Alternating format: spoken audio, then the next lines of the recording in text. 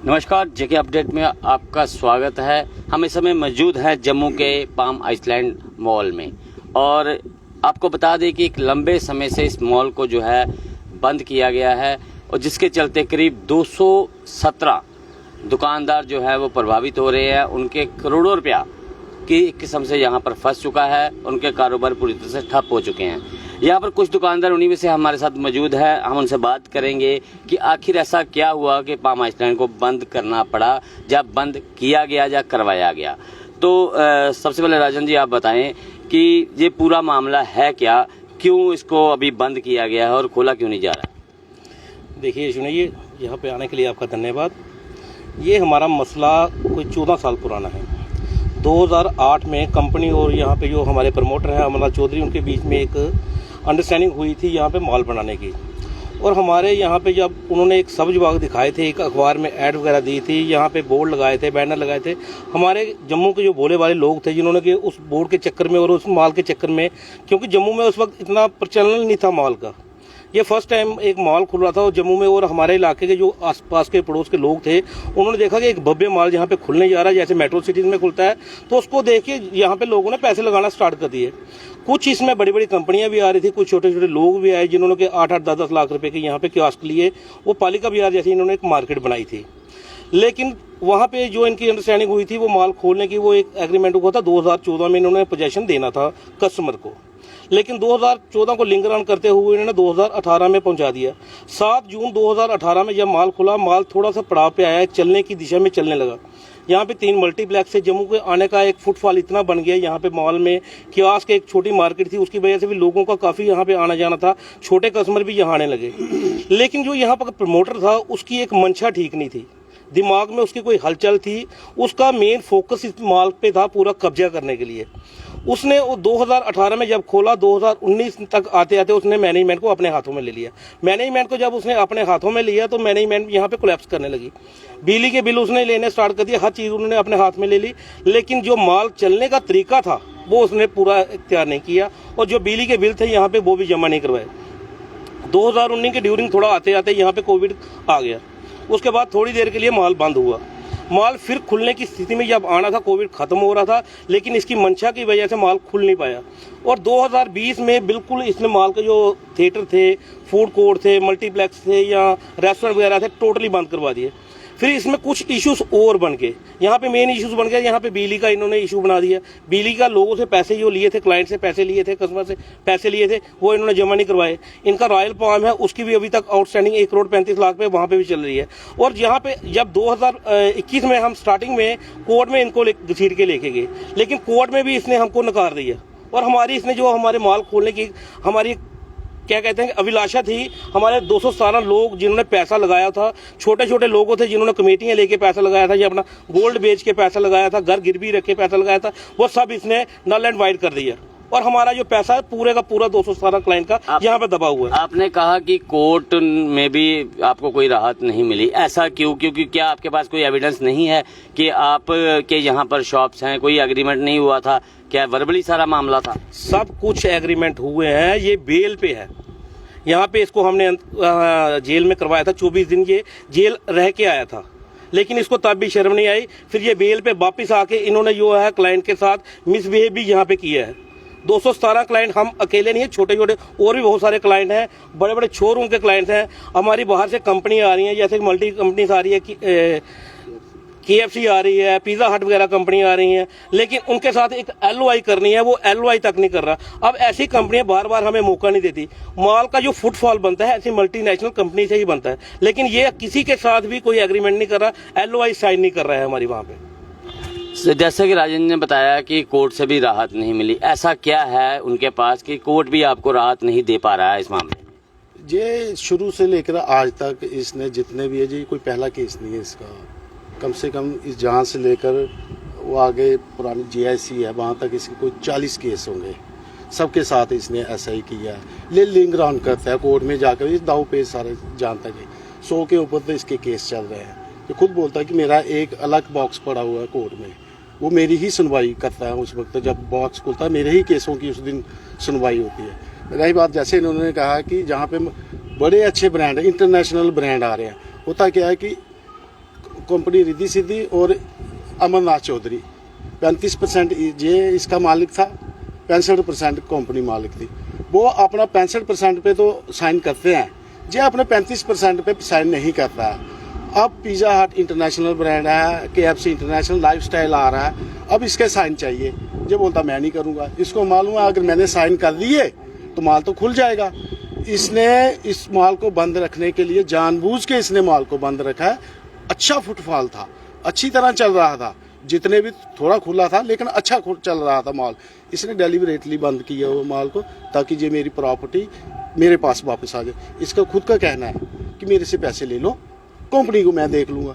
Company बाहर से इसने लाई रिद्धि सिद्धि, उसका काम था माल को बनाना और लोगों के आगे हैंड ओवर करना।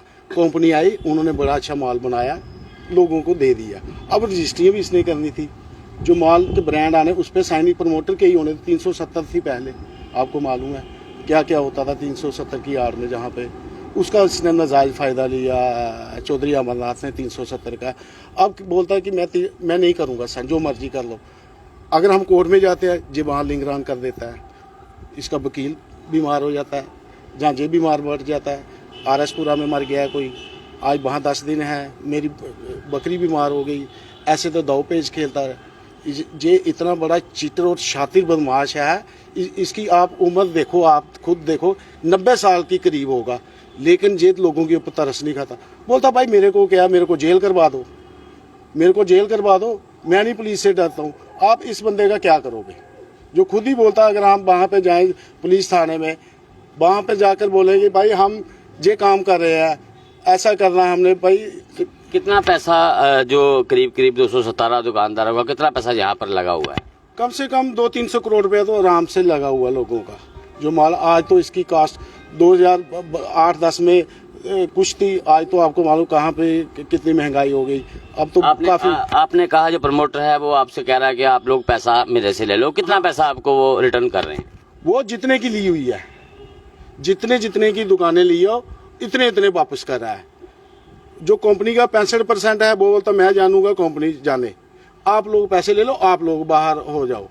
भाई हम आगे बेरोजगार थे, ये सारे पढ़े लिखे लोगों कोई जॉब तो की नहीं। हम सोचा था कि चलो भाई जहाँ पे कोई दुकानें खोलेंगे तो चलो हमारा कोई बिजनेस चलेगा। ये उल्टा हमारा बिजनेस ही बंद कर रहा। अब हमें बोल रहा आप पैसे ले लो, कंपनी को देखूं मैं ना देखूं, आपको क्या लेना देना है।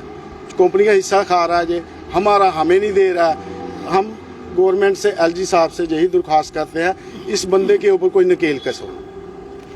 आप इस मामले में क्या कहना चाहेंगे? अब मैं सिर्फ यही ऐड करना चाहूँगा कि 2010 में ये मॉल बनना स्टार्ट हुआ, 14 में पोजेशन था। 2014 में 2014 में जो पोजेशन की बात आई तो इसने रजिस्ट्रीज करनी थी प्रमोटर ने, प्रमोटर की आनाकानी शुरू हो गई। मैं जी अभी मेरा कोई हिसाब पेंडिंग है कंपनी से, मैंने अभी इनके साथ हिसाब नहीं किया है। करते करते 2 साल हो गए, 2016 तक हम यही इनका चलता रहा आपस में। 2016 में फिर हम क्लाइंट्स कोर्ट चले गए, कोर्ट ने हमें रिलीफ दिया, ऑनरेबल कोर्ट ने हमें रिलीफ दिया। ये अरेस्ट भी हुआ, फिर कंडीशनल बेल पे बाहर आया कि ये रजिस्ट्रियाँ करेगा। इसने की रजिस्ट्री है 35-40 तक इसने की होगी रजिस्ट्री है। 2016 में इसने रजिस्ट्री स्टार्ट की, 18 तक 35-40 रजिस्ट्री हुई।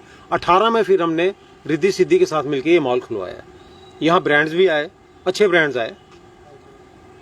उसके बाद इसकी रजिस्ट्रीज इसने आस्ता आस्ता करना बंद कर दी। मैं जी नहीं, अच्छा इसका एक और मोडस ऑपरेंडी ये है, रजिस्ट्री जब हम जाते थे जी रजिस्ट्री करो, मैं आज करता हूँ, मैं ऐसे करता हूँ, मैं कल करूँगा, मैं परसों करूँगा। कभी कभी इसने बीच में पेपर में भी नोटिस निकाल देना जी मैं रजिस्ट्री के लिए तैयार हूँ, अपनी सेफ साइड करने के लिए। वो नोटिस पढ़ के जब क्लाइंट्स इसके बाद जाते थे, नहीं जी आपके तो पैसे ही, यहाँ मुझे हिसाब ही नहीं है आपके पैसों का। अच्छा सपोज मैं गया, नहीं जी आपके तो पैसे का हिसाब ही नहीं दे रही मुझे कंपनी, मैं कैसे कर दूं, मैं तो तैयार हूं करने के लिए। मतलब लिंगरान एक ही रीजन है, कस्टमर हरास हो, तंग पड़े, वो कह यार ठीक है मैंने जितने दिए तू मुझे उतने पैसे दे, मेरी खलासी करो। हम इसके लिए तो इस मॉल में नहीं ना आए थे, हम अपना रोजगार चलाने आए थे। इसका एक ही है कि किसी तरीके से यहाँ से क्लाइंट्स निकले, मैं लैंड ओनर हूँ, मॉल पूरा मेरा हो जाए। भाई वो कैसे होगा? आपने बेचा है, आपने रजिस्ट्री की है और आप सिर्फ 35% के पार्टनर हो, सिर्फ आप लैंड ओनर हो। पैसा क्लाइंट्स का लगा है, पैसा कंपनी का लगा है। अच्छा कुछ एरिया इस मॉल में अनसोल्ड है, जो नहीं बिका है, बड़े बड़े एरियाज अनसोल्ड है। अब उनमें ब्रांड्स जब अप्रोच करते हैं, उसमें साइन दोनों के चाहिए, क्योंकि ये 35% का पार्टनर है, कंपनी 65 की है। कंपनी रेडी हो जाती है साइन करने के लिए, कंपनी साइन कर देती है, मैं साइन नहीं करूंगा, मैं ऐसे नहीं करूंगा, मेरा ऐसे है, मैं ये नहीं करूंगा, मैं वो नहीं करूंगा। तो हर कंपनी का अपना सिस्टम होता है कि उसने कैसे टाई अप करना है, कैसे चलना है। ये किसी भी बात पे एग्री नहीं करता। आज जो बात कहेगा दूसरे दिन ही उससे बैकआउट कर जाता है। मोटिव एक ही है कि किसी तरीके से इस मॉल को मैं हरास करूं। कोर्ट की डायरेक्शन है वो भी नहीं मानता है। कंपनी के साथ इसने फिर एक MOU की है 2019-20 में, अगस्त 2020 में उसने ये किया कि ठीक है, दो एरिया इन्होंने आपस में बांट लिए, जो बड़े बड़े एरिया थे वो बांट लिए, और ये उसमें ये लिखा गया MOU में कि जो अनसोल्ड पार्ट है वो हम 31 दिसंबर 2020 तक डिवाइड कर लेंगे और अपने अकाउंट्स भी सेटल कर लेंगे। उसको इन्होंने सब रजिस्ट्रार में रजिस्टर भी करवा दिया उस MOU को। आज 2022 आ गई है मई, इसने वो MOU इम्प्लीमेंट आज तक नहीं किया है। एक ही उसका मंशा है कि लोग तंग पड़े, यहां से निकले और मैं पूरा मॉल टेक ओवर करूं। सर, आप अब इस मामले में क्या कहना चाहेंगे? चलते सरकार से क्या आपकी डिमांड है? नमस्कार, मेरा नाम विशाल शर्मा है। सबसे पहले मैं JK अपडेट्स का बहुत शुक्रगुजार हूँ कि उन लोगों ने 250 परिवारों की मजबूरी समझी और इस मॉल से जुड़े जो 1500 एम्प्लॉई जो कि बेरोजगार होकर आज दर दर की ठोकरें खा रहे हैं, उनकी मुसीबतों को समझते हुए आप लोग यहाँ पे आए। मैं आपको बताना चाहूँगा कि 2008 में इस मॉल का काम शुरू हुआ था। जैसा कि वादा किया गया था कि जो 2014 तक ये मॉल खुल जाएगा, बट ये जो चौधरी परिवार है इसकी आनाकानी की वजह से 2014-18 तक ये मॉल नहीं खुल पाया। फिर यहाँ पे एक क्लाइंट कमेटी बनाई गई जो एक रजिस्टर्ड कमेटी है, उसकी इंटरफेरेंस करके सारा मेहनत करके कंपनी के साथ मिलके 2020 के करीब 18-20 के करीब इसकी ओपनिंग करवाई गई।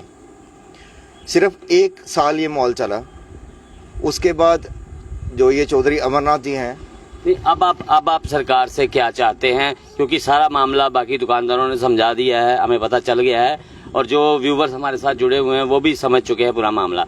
अब आप आगे क्या चाहते हैं?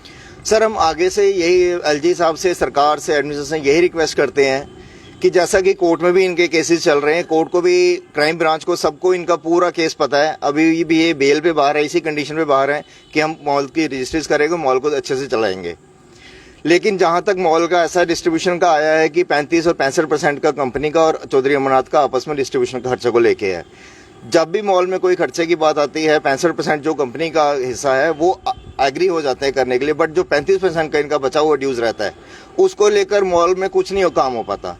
जितने बड़े बड़े ब्रांड्स आज जम्मू में आए हैं, रमाडा, बिग बाजार वगैरह, जितने बड़े ब्रांड सिस्टम आप जम्मू में देख रहे हो, सब यहाँ इस मॉल के लिए बाहर से जम्मू आए थे, बट इनकी आनाकानी की वजह से, इनकी अपनी मन मर्जी की वजह से यहाँ से सब मूव ऑन हो गए। हमारी गवर्नमेंट से यही दरख्वास्त है कि कृपया करके थोड़ा इस तरफ ध्यान दें, इनसे कुछ इस मसले को रिलेटेड सारी इंक्वायरी की जाए कि आखिर जो ये पैसा मॉल में लगा है वो पैसा गया कहाँ, और जो लोगों को सफ़र कर रहे हैं, जो परिवार इतने कर रहे हैं, उनके लिए सोचा जाए, इस मॉल की जल्दी जल्दी ओपनिंग कराई जाए। बहुत बहुत शुक्रिया हमसे बात करने। तो ये एक बड़ी बात कह दी गई है। अब ये 217 जो दुकानदार है ये इतने ज्यादा परेशान हो चुके कि अब ये एक इंक्वायरी, एक जांच की मांग कर रहे हैं, क्योंकि कोर्ट से इन्हें राहत नहीं मिल पा रही है। इनका यहाँ तक आरोप है कि जो ऑनर है वो कोर्ट को गुमराह कर रहे हैं, बार बार आगे तारीख पे तारीख डलवाई जा रही है, किसी तरीके से भी इनको परेशान किया जा रहा है। लेकिन अब ये LG सरकार से अपील करते हैं कि इस मामले की एक इंक्वायरी करवाई जाए, ताकि इसमें पता चल सके कि ये जो लोगों को हरास किया जा रहा है क्यों किया जा रहा है, और इसके पीछे जो भी दोषी हैं उन पर कार्रवाई की जाए, ताकि इस मॉल को खोला जाए। जिनका करोड़ों रुपया यहाँ पर लगा हुआ है ये अपना रोजगार कर सके, क्योंकि 217 दुकानदार ही बेरोजगार नहीं हुए हैं, करीब 1500 एम्प्लॉइज भी इस मॉल की वजह से बेरोजगार हुआ है। तो कहीं ना कहीं सरकार को इस दिशा में भी सोचना होगा और इस मामले पर एक कमेटी बनाकर इसमें जांच करवानी होगी कि इसमें बड़ा मामला जो है कि दुकानदारों को राहत क्यों नहीं मिल पा रही है। तो फिलहाल मुझे अश्विनी गुप्ता को, कैमरामैन शम्मी थापा के साथ दें इजाजत। आप जुड़े रहें JK अपडेट के साथ।